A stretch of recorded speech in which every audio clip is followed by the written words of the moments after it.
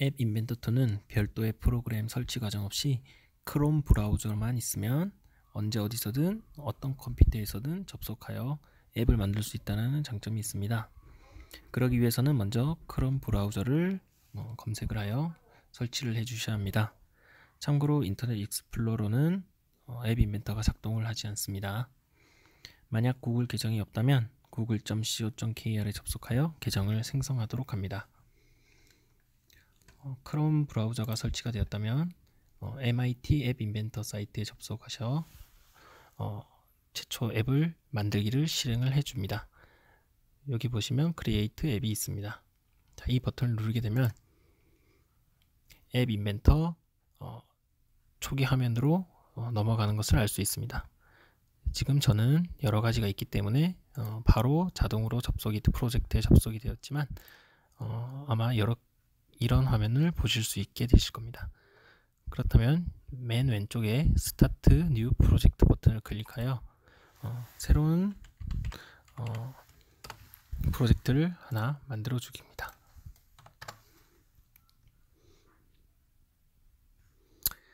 자, 그러면 다음과 같은 화면으로 넘어오는 것을 확인할 수 있습니다. 앱 인벤터는 한국어도 지원이 되기 때문에 우측에 언어를 한국어로 변경해 주게 됩니다.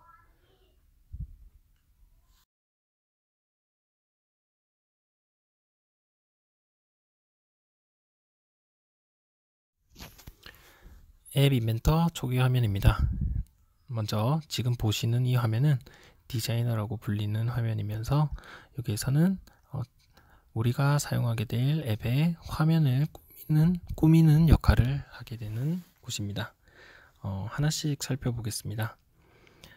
디자이너 화면에서는 앱 화면을 사용자가 꾸밀 수 있는데 사진이나 동영상, 음악 아니면 추가하고 싶은 버튼 같은 것들을 제공하는 그래픽 기능들을 넣을 수 있는 공간이라고 생각하시면 됩니다.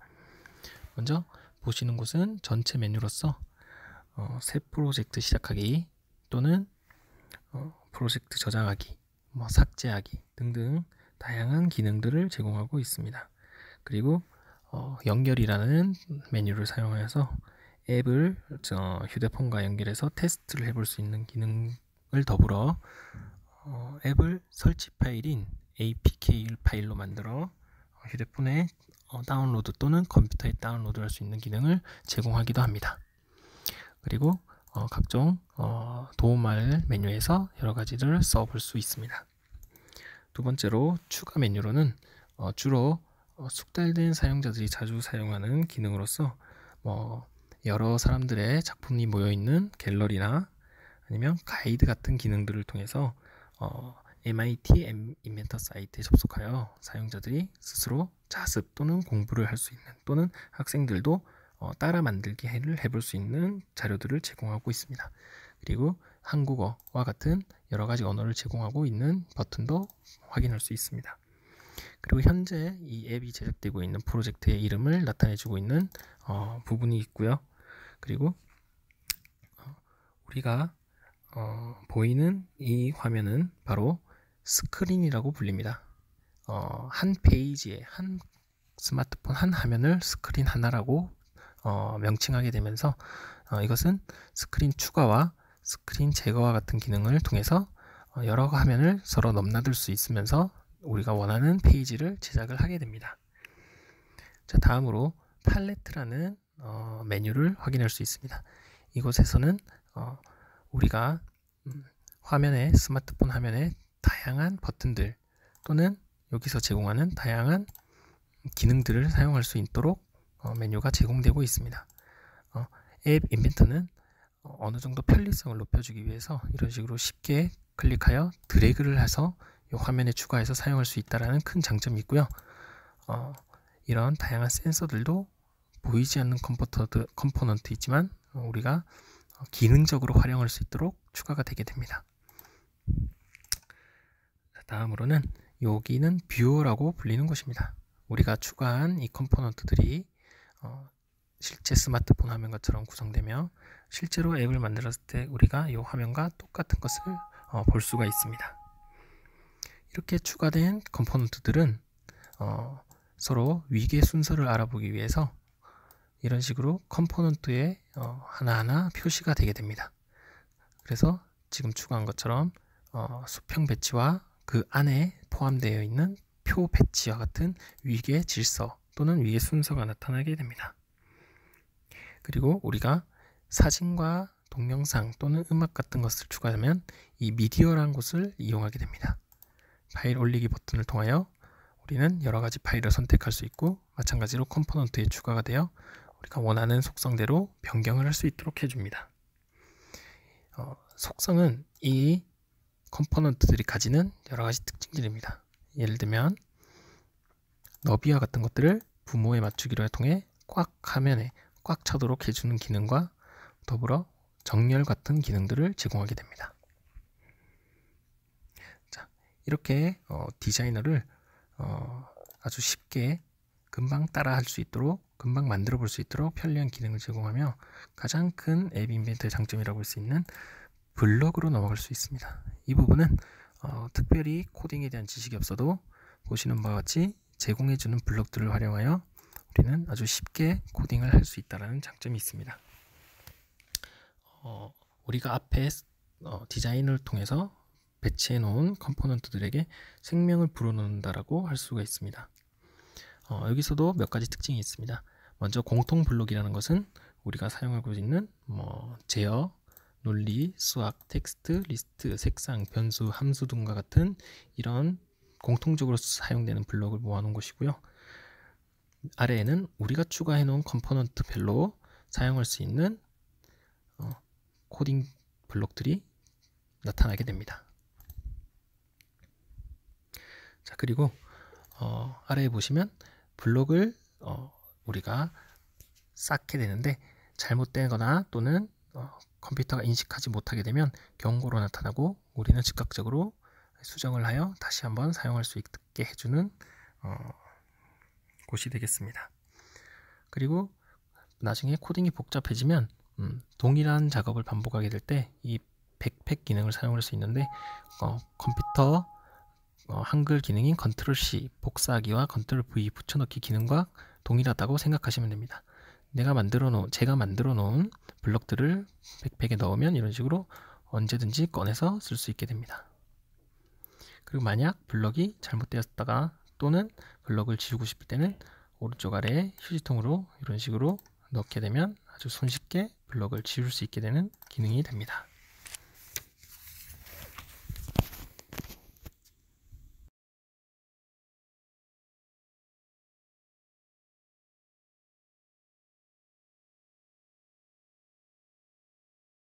앱 인벤터 2는 자동 저장 기능을 사용하기에 수시로 저장을 스스로 할 수 있는 모습을 확인할 수 있습니다.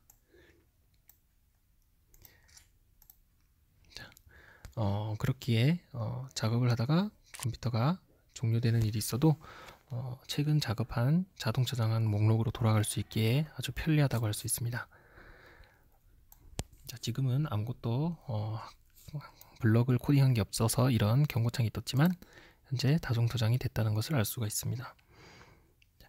하지만 사용자가 의도적으로 저장을 하고 싶을 때는 프로젝트 메뉴를 사용하여 프로젝트 저장을 누르게 됩니다. 그럼 보시는 바와 같이 저장한 시점이 기록된 저장 메시지 창을 확인할 수 있습니다. 그리고 프로젝트를 작업하다가 기존에 저장해 뒀던 프로젝트를 사용하고 싶을 때는 프로젝트 메뉴에 내 프로젝트로 돌아갑니다. 그러면 우리가 수정일과 수정 날짜를 확인하여 원하는 프로젝트를 불러오기를 하면 클릭을 하면 바로 화면으로 돌아가 프로젝트를 고를 수 있다는 것을 확인하실 수 있습니다. 자, 여기서 이제 앱을 실제로 한번 만들어 보겠습니다. 자, 먼저 손쉽게 할 수 있는 방법은 바로 이 연결 버튼을 사용하는 것입니다. 연결 버튼을 활용하여 AI 컴패니언이라는 것을 눌러주게 됩니다. 이것은 QR코드로 제공되는 이 주소를 스마트폰으로 촬영을 하여 바로 내 휴대폰과 연결하여 내 앱이 제대로 작동하고 있는지를 확인할 수 있는 방법입니다. 물론 이 기능을 사용하기 위해서는 스마트폰에 MIT 앱 인벤터 2라는 어플을 설치해 두시고 이 노란색 버튼인 Connect with Code를 왼쪽 사진과 같이 촬영을 하게 되시면 이런 코드가 자동으로 입력되는 것을 알 수 있습니다. 자, 그러면 스캔을 통해 QR코드를 찍게 되면 생성되는 이 코드를 Connect with 코드를 통하여 클릭을 하게 되면 이 스마트폰에서 별도의 설치 없이 바로 현재 내 앱이 스마트폰에서 제대로 작동하고 있는지를 확인을 해 보실 수 있습니다. 물론 이 지금 사용자가 사용하고 있는 컴퓨터의 인터넷과 스마트폰이 연결된 스마트폰이 접속하여 와이파이에 같은 와이파이에 접속해 있어야 이 기능을 사용할 수 있다는 것을 명심하시기 바랍니다. 만약 같은 인터넷 또는 와이파이 연결이 되어 있지 않다면 우리는 빌드라는 메뉴를 사용할 수 있습니다. 이 빌드는 설치 파일을 자동으로 만들어 줍니다. 근데 어떻게 다운을 받냐면, 자, 지금 것처럼 빌드 QR코드 APK를 누르게 되시면 이런 식으로 프로그레스 바가 생성이 되고 현재 이 앱을 APK로 변환을 시켜주게 됩니다. 이렇게 변환을 시켜준 APK 파일은 앱 인벤터에서 가상의 서버에 올려 가상의 주소를 다운로드를 할 수 있는 주소를 QR코드로 제공해 주게 됩니다. 그럼 마찬가지로 QR코드 리더기 같은 어플을 사용해서 이 컴퓨터 화면에 QR코드를 찍어주시면 이 스마트폰으로 직접 인터넷상에서 바로 내가 만든 앱을 다운받아서 휴대폰에 설치해서 테스트를 해볼 수 있다는 큰 장점이 있습니다. 이 바코드는 현재 사용자가 제작한 어플을 APK 파일로 가상의 서버에 기록되어 있는 파일을 다운받을 수 있는 QR코드 주소라고 생각하시면 됩니다. 그럼 이 QR코드를 스마트폰으로 QR코드 리더기로 촬영을 하게 되면 가상의 주소로부터 지금 만든 어플을 내 휴대폰에 직접 설치할 수 있도록 다운로드를 도와주게 됩니다.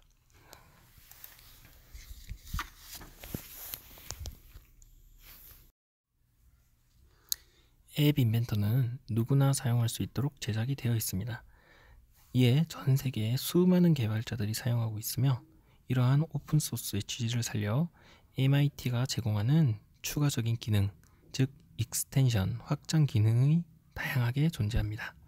또한 전 세계 사용자들이 앱 인벤터의 기능에 대해서 함께 토의하고 새로운 기능들을 제공하는 포럼이라는 게시판 기능도 제공하고 있습니다. 먼저 앱 인벤터가 기본적으로 제공하는 추가 기능에 대해서 살펴보겠습니다. 도움만 메뉴를 클릭하여 익스텐션이라는 메뉴를 클릭해 주게 됩니다. 이 페이지는 앱 인벤터 MIT에서 제공하는 기본적인 공식 리소스이자 새로운 기존의 앱 인벤터에 포함되지 않은 확장 기능으로 다양한 것들을 사용해 볼 수 있습니다. 하나하나 살펴보는 것은 무리가 있기 때문에 먼저 하나, 둘, 셋, 넷, 5가지의 기능이 있다는 것을 확인하고 각각의 설명을 한번 추가적으로 확인해 보시기 바랍니다. 그리고 이것은 AIX라는 파일로 제공이 되어 다운로드하면 앱 인벤터 창에서 익스텐션이라는 메뉴를 통해 불러오기를 할 수 있습니다. 그러면 불러오기를 눌러 마이 컴퓨터에서 파일을 선택하여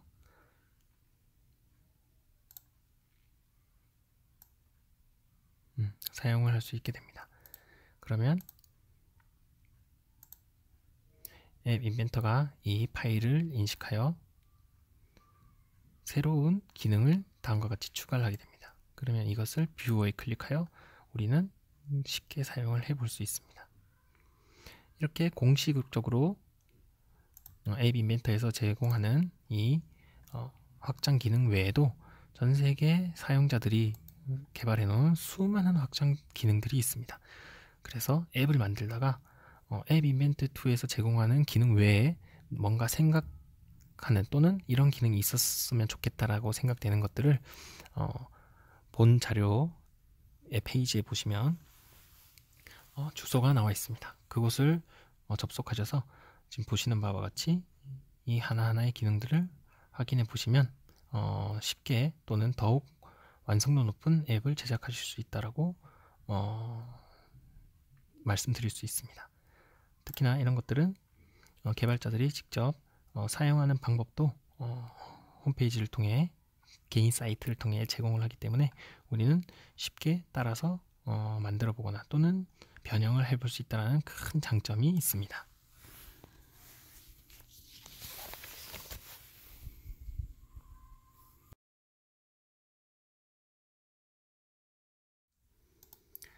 본 자료는 다양한 수준을 고려하여 사용자가 편집을 하여 사용할 수 있도록 저장 파일을 제공하고 있습니다.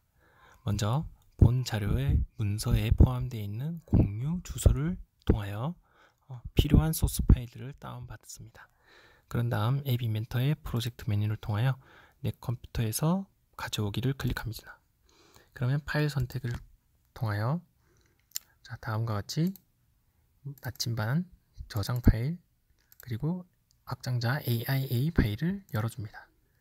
그렇게 앱 인벤터에서 인식을 했을 때 확인을 눌러주시면 이미 디자인이 끝난 앱이 프로젝트가 열리는 것을 알 수 있고 현재 프로젝트의 이름과 디자인 상태 그리고 코딩이 다 되어 있는 블록의 화면을 확인해 볼 수 있습니다. 그럼 여기서 사용자나 또는 교사는 수준에 맞게 다양한 편집을 통하여 우리 학생들에게 학생들이 더욱 자유롭게 이용할 수 있도록 투입을 해 볼 수 있습니다. 공유 파일 목록은 우리 본 자료 문서에 포함이 되어 있으니 확인을 해 보시기 바랍니다.